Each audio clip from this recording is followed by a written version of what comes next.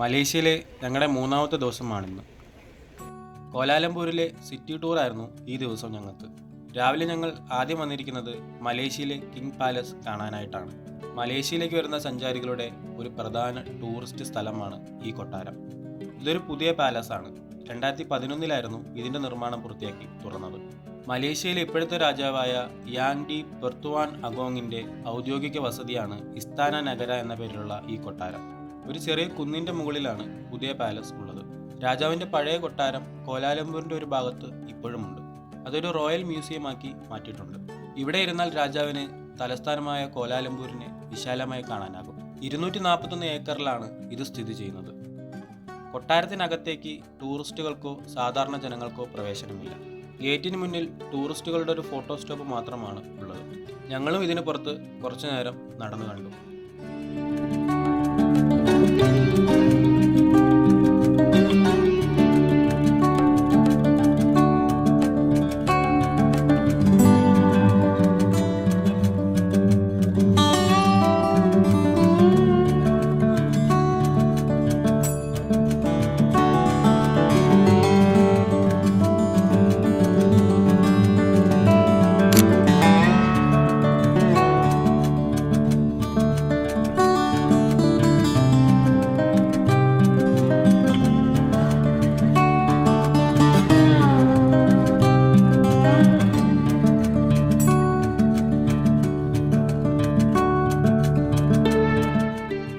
കൊട്ടാരമൊക്കെ നടന്നു കണ്ടു കഴിഞ്ഞ് ഞങ്ങൾ തിരിച്ചു നടന്നു. ഒരു വലിയ ഗാർഡന്റെ നടുവിലാണ് കൊട്ടാരമുള്ളത്. ഉള്ളിലേക്ക് പ്രവേശനമില്ലെങ്കിലും ഇവിടെ വരുന്നവർക്ക് നടന്നു കാണാൻ തന്നെ അത്യാവശ്യമുണ്ട്. ഇസ്താന നഗര കണ്ട് ഞങ്ങൾ തിരികെ കാറിൽ കയറി. സിറ്റി ടൂറിന്റെ ഭാഗമായി ഞങ്ങൾ അടുത്തു പോകുന്നത് ഒരു ദേശീയ സ്മാരകം കാണാനാണ്. ഇതാണ് ടുഗു നഗര എന്ന പേരിൽ അറിയപ്പെടുന്ന നാഷണൽ മോണുമെന്റ്.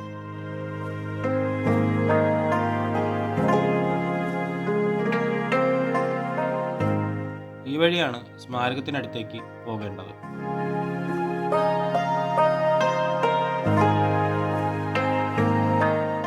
രാജ്യത്തിനു വേണ്ടി മരിച്ച സൈനികരെ ആദരിക്കുന്നതിന് വേണ്ടിയായിരുന്നു മലേഷ്യ ഇങ്ങനൊരു സ്മാരകം ഇവിടെ പണിഞ്ഞത്. 1961 ഇതിൻ്റെ നിർമ്മാണം തുടങ്ങിയത്. പിന്നീട് 5 വർഷമെടുത്ത് 1966 ഫെബ്രുവരി 8 ഇത് ഉദ്ഘാടനം ചെയ്തത്. അന്നു മുതലുള്ള എല്ലാ വർഷവും മലേഷ്യയിലെ ഭരണാധികാരികളും നേതാക്കളും ഇവിടെ വന്ന് ആദരവ് അർപ്പിക്കാറുണ്ട്. ടൂറിസ്റ്റുകൾക്ക് ഇവിടെ ഇപ്പോൾ ഇതൊരു ഫോട്ടോ സ്റ്റോപ്പ് മാത്രമാണ്. ടുഗു നഗര എന്ന ഈ ദേശീയ സ്മാരകവും കോലാലംപൂരിലെ ഒരു വലിയ ഏരിയയിലായിട്ടാണ് സ്ഥിതി ചെയ്യുന്നത്.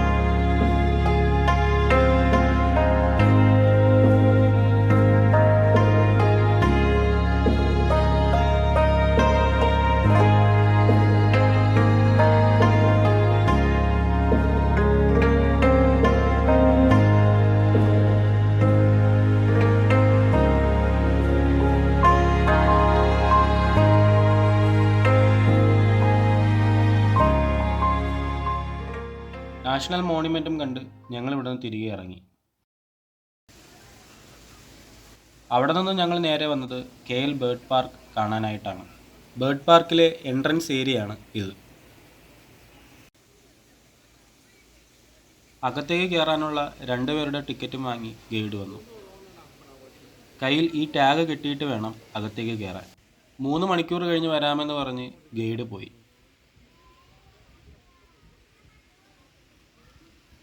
ഞങ്ങൾ KL ബേർഡ് പാർക്കിനുള്ളിലേക്ക് കയറി.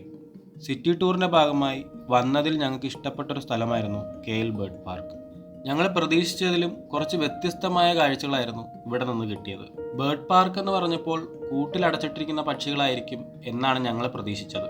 കയറി വരുമ്പോൾ തന്നെ ആദ്യം കാണുന്നത് തത്തകളെയാണ്. ശരിക്കും ഒരുപാട് വെറൈറ്റി തത്തകൾ ഇവിടെ ഉണ്ടായിരുന്നു. അതിൽ മിക്കതിനെയും കൂട്ടിലടച്ചിട്ടിട്ടില്ല.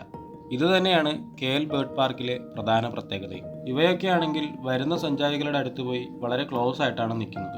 അവരാണെങ്കിൽ പക്ഷികൾക്ക് വേണ്ടി വാങ്ങിയ ഫീഡിംഗ് ഫുഡൊക്കെ ഇവർക്ക് കൊടുക്കുന്നുമുണ്ട്. എന്തായാലും കയറി വന്നപ്പോൾ തന്നെ ഇവറ്റകളെ ഇങ്ങനെ കണ്ടപ്പോൾ വല്ലാത്ത സന്തോഷവും കൗതുകവും തോന്നിയിരുന്നു. കുറച്ചു നേരം ഞങ്ങൾ ഇതിനെയൊക്കെ കണ്ടു നിന്നതിന് ശേഷം മുന്നോട്ട് നടന്നു. ഇനി ഞാൻ ഈ KL ബേർഡ് പാർക്കിനെ കുറിച്ച് പറയാം.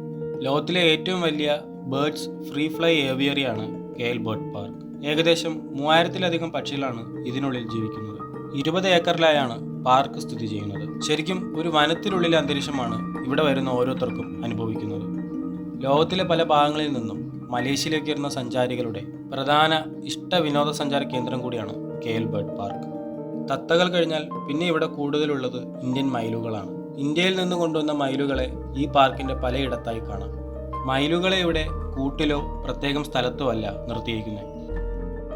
പാർക്കിനുള്ളിലേക്ക് ഞങ്ങൾ കയറിയത് ഉച്ചയ്ക്കായിരുന്നു. കോലാലംപൂരിൽ ഈ സമയത്ത് നല്ല ചൂടായിരുന്നു. എന്നിട്ടും ഇതിനുള്ളിലൂടെ ഇങ്ങനെ നടക്കുമ്പോൾ അന്തരീക്ഷം ആകെ തണുപ്പാണ്. തിരക്കേറിയ നഗരത്തിന് നടുവിൽ വനത്തിന് സമാനമായ ഇങ്ങനൊരു പാർക്ക് എങ്ങനെയാണ് ഉണ്ടാക്കിയെടുത്തതെന്നാണ് ഞാൻ ആലോചിക്കുന്നത്. പാർക്കിന് മുകളിലാകെ വല കൊണ്ട് കവർ ചെയ്തിട്ടുണ്ട്. മുകളിൽ വലയുള്ള കാര്യം പാർക്കിലേക്ക് വരുന്ന സഞ്ചാരികൾ മറന്നു പോകാറുണ്ട്. ഞങ്ങളും ആ കാര്യം ഇടയ്ക്ക് മറന്നു പോയിരുന്നു. ഈ 20 ഏക്കറിലും മുകളിൽ വലയാണ്.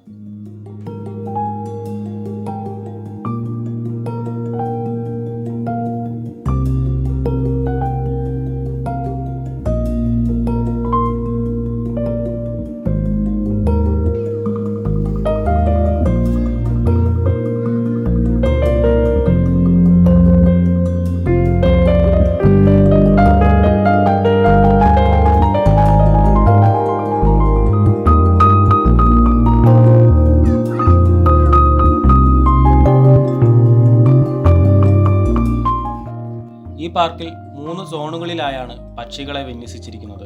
ഒന്നാമത്തെ സോണിൽ തത്തകളാണ്, രണ്ടാമത്തെ സോണിൽ വേഴാമ്പലുകളാണ്, മൂന്നാമത്തെ സോണിൽ അലങ്കാര മത്സ്യങ്ങളും ബേർഡ്സ് നഴ്സറിയുമാണ് ഉള്ളത്. ഇവിടെ സഞ്ചാരികളെ കൂട്ടമായി കണ്ടപ്പോൾ മയിലുകൾ പീലി വിടർത്തി നിൽക്കാൻ തുടങ്ങി. ഞങ്ങളും കുറച്ചു നേരം ഇതൊക്കെ ഇങ്ങനെ കണ്ടു നിന്നു. അവിടെ നടന്ന് മുന്നോട്ട് വരുമ്പോൾ പിന്നെയും കാണുന്നത് മയിലുകളെ തന്നെയാണ്.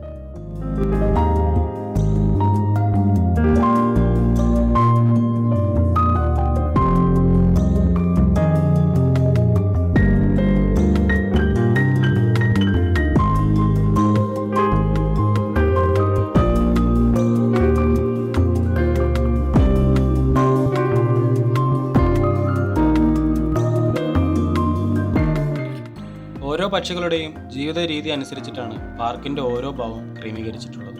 മയിലുകളെ കണ്ടു കഴിഞ്ഞ് അടുത്ത് ഞങ്ങൾ വന്നത് ഫ്ലെമിംഗോകളുടെ അടുത്തേക്കാണ്. ഈ ഫ്ലെമിംഗോകൾ സാധാരണയായി വെള്ളത്തിലാണല്ലോ ജീവിക്കുന്നത്. അതുകൊണ്ട് അവർക്കായി ഒരു കുളം തന്നെ ഇവിടെ സെറ്റ് ചെയ്തിട്ടുണ്ട്. 1991-ൽ KL ബേർഡ് പാർക്ക് ഇവിടെ തുടങ്ങുന്ന സമയത്തായിരുന്നു ആഫ്രിക്കയിൽ നിന്ന് ഫ്ലെമിംഗോകളെ ഇവിടെ കൊണ്ടുവന്നത്. ഇടയ്ക്ക് ഒരുപാട് ഫ്ലെമിംഗോകൾ ഇവിടെ ഉണ്ടായിരുന്നു എന്നാണ് ഞാൻ മനസ്സിലാക്കിയത്.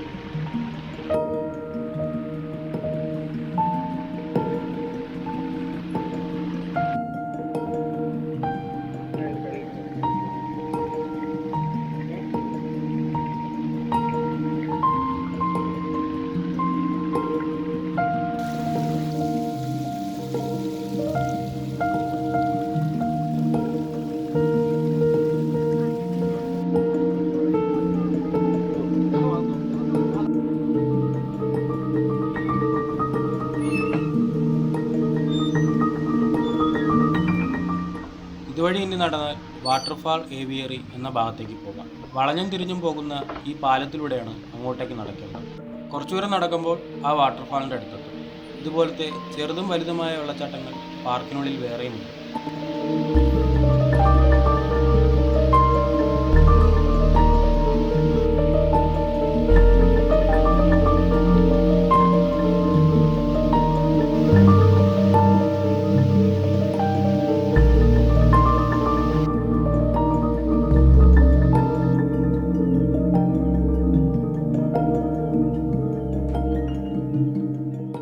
ഇനി ഞങ്ങൾ പോകുന്നത് KL ബേർഡ് ഷോ കാണാൻ വേണ്ടിയാണ്. എല്ലാ ദിവസവും ഉച്ചയ്ക്ക് 12 മണിക്കാണ് ബേർഡ് ഷോ നടത്തുന്നത്.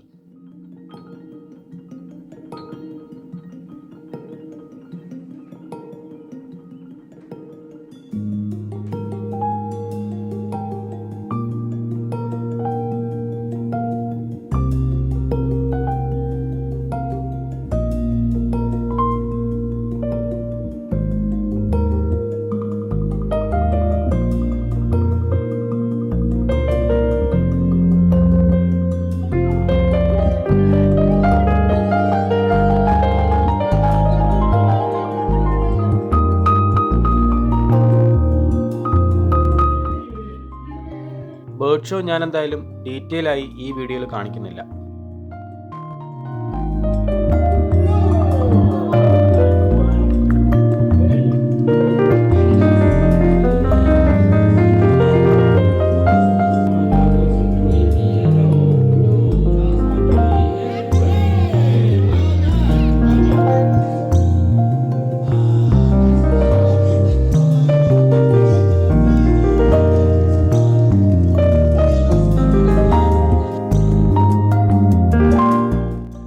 ബേർഡ് ഷോ കഴിഞ്ഞ് ഞങ്ങൾ തിരിച്ചിറങ്ങി.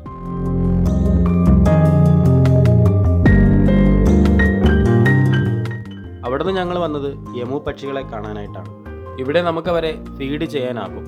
KL ബേർഡ് പാർക്കിലെ പ്രധാന പ്രത്യേകത തന്നെയാണ് പക്ഷികൾക്ക് ഫുഡ് കൊടുക്കാനാകുമെന്നത്. ഇവിടെ ഇവന് ഞങ്ങൾ കൊടുക്കുന്ന ഇലകളൊന്നും ഇഷ്ടമാവുന്നില്ലെങ്കിലും വാങ്ങി കഴിക്കുന്നുണ്ടായിരുന്നു. യമുവിനെ കൂടാണ്ട് ഇവിടെ ഒട്ടക പക്ഷികളും ധാരാളമുണ്ട്.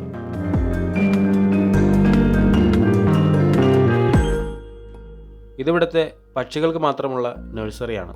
പക്ഷികളുടെ മുട്ടകൾ വിരിയിച്ചെടുക്കുന്നതും ഈ നഴ്സറിയിൽ നിന്നാണ്. പക്ഷികളെക്കുറിച്ച് കൂടുതൽ അറിയാനും പഠിക്കാനും ഇവിടെ വന്നാൽ കഴിയും.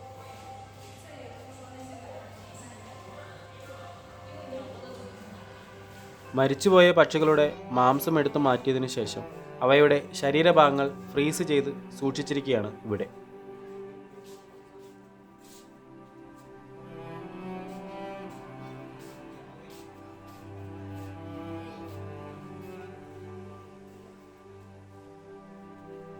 ചെറുതും വലുതുമായ പക്ഷികളുടെ ശരീരങ്ങളാണ് ഇവിടെ സൂക്ഷിച്ചു വച്ചിരിക്കുന്നത്. ജീവിച്ചിരുന്ന സമയത്ത് ഈ ബേർഡ് പാർക്കിൽ മതിയാവോളം പറന്നു നടന്നവരാവാം ഇവരൊക്കെ. നഴ്സറിയും കണ്ട് ഞങ്ങൾ തിരിച്ച് പുറത്തിറങ്ങി. ശരിക്കും ഒരു ദിവസം മുഴുവനായി നടന്ന് കാണാനുണ്ട് ഈ KL ബേർഡ് പാർക്ക്. ഞങ്ങൾക്ക് ഇനിയും അടുത്ത സ്ഥലത്ത് പോകാനുള്ളതുകൊണ്ട് ഇവിടെ തന്നിരുന്ന ടൈം ആകെ 3 മണിക്കൂറായിരുന്നു.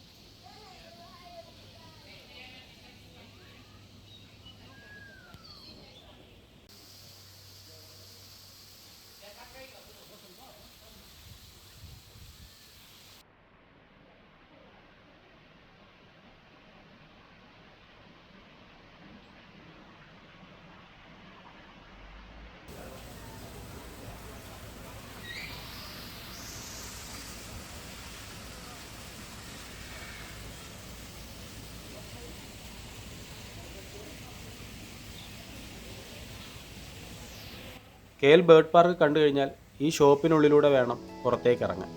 ഇതൊരു സുവനീർ ഷോപ്പാണ്. ബേർഡ് പാർക്കിലെ പക്ഷികളുടെ സുവനീറുകൾ ഇവിടെ നിന്നും വാങ്ങാം.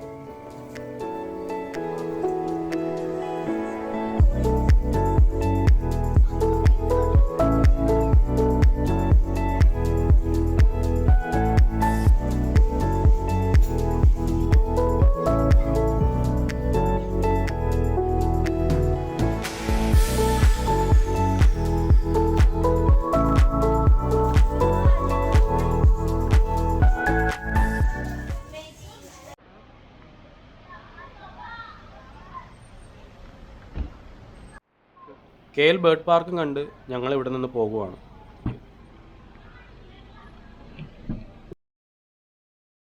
കോലാലംപൂരിലെ വളരെ പ്രധാനപ്പെട്ട ഒരു സ്ക്വയറിലേക്കാണ് ഞങ്ങൾ ഈ പോകുന്നത്. വലതുവശത്ത് ഈ കാണുന്നത് മലേഷ്യയുടെ നാഷണൽ ടെക്സ്റ്റൈൽസ് മ്യൂസിയമാണ്.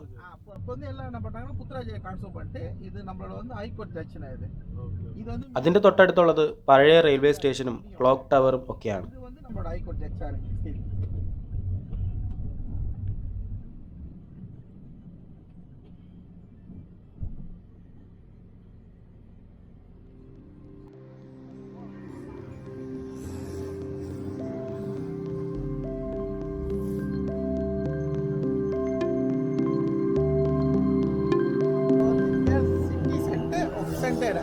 நீங்கள் மோஸ்ட்லி நீங்கள் பார்க்கலாம். இப்போ நம்மளோட இதில் வந்து கேரளா இப்போ கேரளாலேருந்து வரீங்க, ஒரு 25 கிலோமீட்டர்ஸ் 35 கிலோமீட்டர்ஸ் கேல்னு காட்டும். இது வந்து கேல் 0 மீன்ஸ் நம்மளோட வந்து கேலோட சென்டர் ப்ராப்பர் 0 சென்டர். இதுதான் கேல் சென்டர். அதனால தான் வந்து நம்மளோட வந்து 0. இதுக்கப்புறம் தான் வந்து கேல் வந்து 1 கிலோமீட்டர்ஸ் இதுக்கு நம்ம பிரியுது. கேரளா வந்து சிட்டி சென்டர்னு பார்த்துக்கிட்டா இதுதான் சென்டர், மெயின் சென்டர். அதனால தான் வந்து கொலம்போ. ബ്രിട്ടീഷുകാരിൽ നിന്നും സ്വാതന്ത്ര്യം കിട്ടിയതിനു ശേഷം 1957 ഓഗസ്റ്റ് 31 തീയതി മലേഷ്യ തങ്ങളുടെ രാജ്യത്തിൻ്റെ പതാക ആദ്യമായി ഉയർത്തിയത് ഇവിടെ നിന്നായിരുന്നു. ഡറ്റാറൻ മെർദേക്ക ഇൻഡിപെൻഡൻസ് സ്ക്വയർ എന്നാണ് ഈ സ്ഥലത്തിൻ്റെ പേര്. மினிஸ்டர் வந்து பிரசாத் வந்து அனௌன்ஸ் பண்ண இடம், மக்கள்கிட்ட வந்து அனௌன்ஸ் பண்ண இடம் இதுதான். 97 ஆகஸ்ட் 31 அப்போ அந்த கொடி எடுத்துக்கிட்டா வந்து இந்த இடம் நம்மளோட மேஷன் கொடி. இது வந்து நம்ம ஹைகோர்ட் ஜட்ஜு. இது வந்து நம்மளோட வந்து டெக்ஸ்டைல் மியூசியம். இதெல்லாம் வந்து ப்ரீவியஸ்லி வந்து பிரிட்டிஷ் ஆண்டது. After we get independent day we take over from British. அதனால தான் வந்து இது வந்து அந்த ஸ்டைல் வந்து டிஃப்ரெண்டாக. മെർഡേക്ക എന്ന വാക്കിൻ്റെ അർത്ഥം സ്വാതന്ത്ര്യം എന്നാണ്. മലേഷ്യ തങ്ങളുടെ രാജ്യത്തിൻ്റെ സ്വാതന്ത്ര്യം പ്രഖ്യാപിച്ച ചരിത്രപ്രധാനമായ സ്ഥലമാണ് ഇത്. രാജ്യത്തിൻ്റെ പ്രധാന പരിപാടികളൊക്കെ ഇവിടെ വച്ചാണ് നടത്താറുള്ളത്. ഇതിൻ്റെ സമീപത്തായി വലിയൊരു മൈതാനവും ക്ലബ്ബും ലൈബ്രറിയും ഒക്കെ പ്രവർത്തിക്കുന്നുണ്ട്. മലേഷ്യയിലേക്ക് വരുന്ന ടൂറിസ്റ്റുകൾ ഏറ്റവും കൂടുതൽ വിസിറ്റ് ചെയ്യുന്ന ഒരു സ്ഥലം കൂടിയാണ് ഈ ഇൻഡിപെൻഡൻസ് സ്ക്വയർ.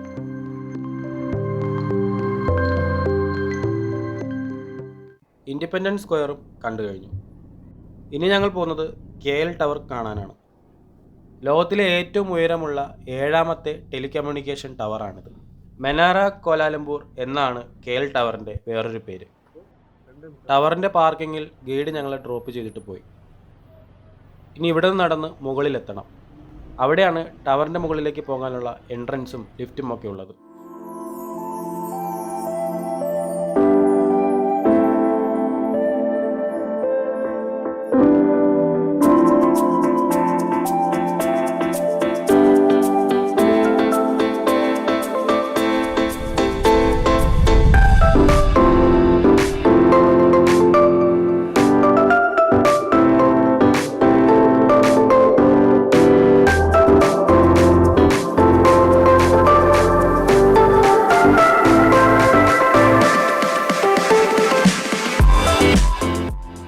ഇവിടെ നിന്ന് ഇതിനെ ഇങ്ങനെ നോക്കുമ്പോൾ ചെറുതായിട്ട് തോന്നുമെങ്കിലും ടവർ നല്ല ഉയരത്തിലാണ് നിൽക്കുന്നത്. 421 മീറ്ററാണ് ഇതിൻ്റെ ആകെ നീളം. ടവറിൻ്റെ തൊട്ട് താഴെ നിന്ന് നോക്കുമ്പോൾ തന്നെ കോലാലംപൂരിൻ്റെ പകുതിയിലേറെ ഭാഗങ്ങളും കാണാൻ കഴിയും.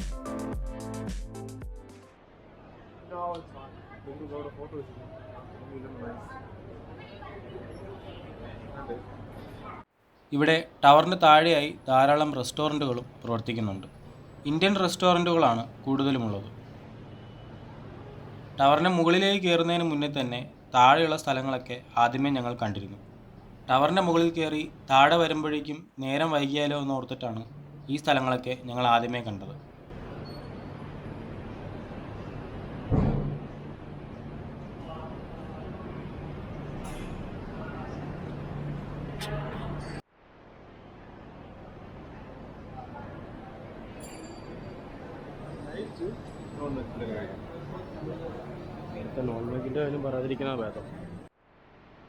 ടവറിന് ചുറ്റും ഒന്ന് നടന്നു വന്നപ്പോഴേക്കും മുകളിൽ കയറാനുള്ളവരുടെ ക്യൂ കുറഞ്ഞിരുന്നു. ഞങ്ങളുടെ ടിക്കറ്റുകൾ സ്കാൻ ചെയ്ത് അകത്തേക്ക് കയറ്റിവിട്ടു. ഇനി നേരെ പോകുന്നത് ലിഫ്റ്റിനകത്തേക്കാണ്.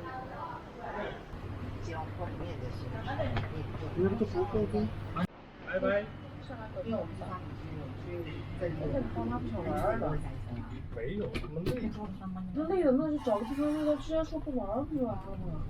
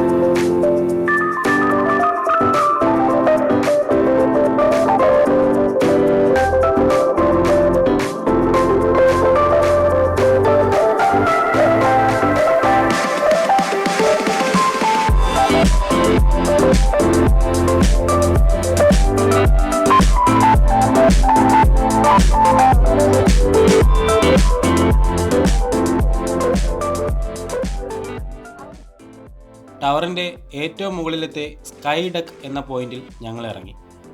ഇവിടെ നിന്ന് ഇനി നോക്കിയാൽ മലേഷ്യയുടെ പകുതിയിലേറെ കാഴ്ചകളും കാണാൻ കഴിയും.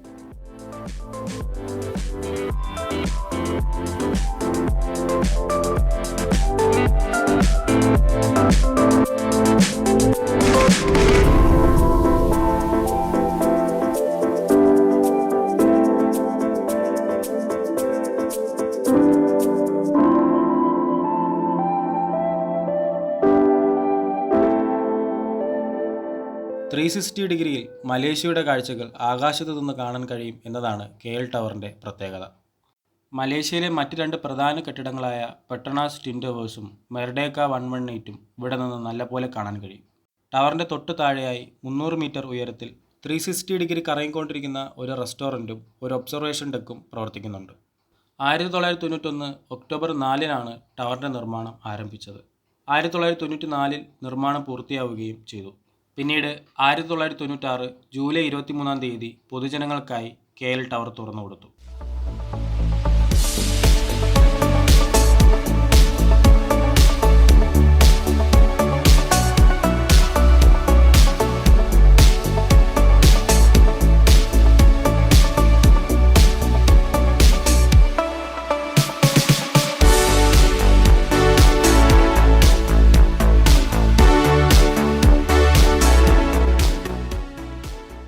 മുകളിലത്തെ കാഴ്ചകളൊക്കെ കണ്ടിട്ട് ഞങ്ങൾ തൊട്ട് താഴേക്ക് വന്നു. ഇവിടെയാണ് ഒബ്സർവേഷൻ ഡെക്ക് പ്രവർത്തിക്കുന്നത്.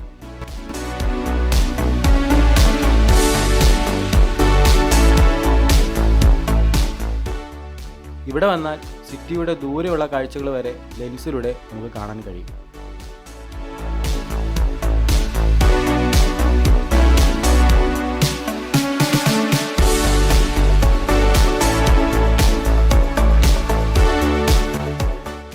രാത്രിയായി കഴിഞ്ഞാൽ KL ടവറിനെ കാണാൻ വേറൊരു ഭംഗിയാണ്.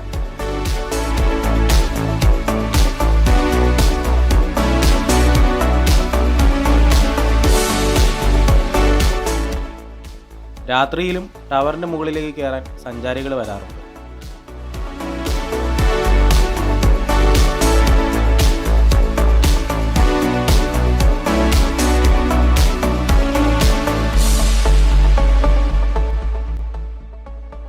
KL ടവറിലും ഞങ്ങൾക്ക് അനുവദിച്ച സമയം കഴിഞ്ഞു. അവിടെ നിന്നും തിരികെ പോകുവാണ് ഞങ്ങൾ. മലേഷ്യയിലെ ഞങ്ങളുടെ സിറ്റി ടൂർ ചെന്ന് അവസാനിച്ചത് ഈ പെട്രോണാസ് ട്വിൻ ടവേഴ്സിൻ്റെ മുന്നിലായിരുന്നു. ഞങ്ങൾ ഏറ്റവും കൂടുതൽ സ്ഥലങ്ങൾ വിസിറ്റ് ചെയ്ത ദിവസമായിരുന്നു മലേഷ്യയിൽ വന്നതിൻ്റെ 3-ാം ദിവസമായ ഇന്ന്.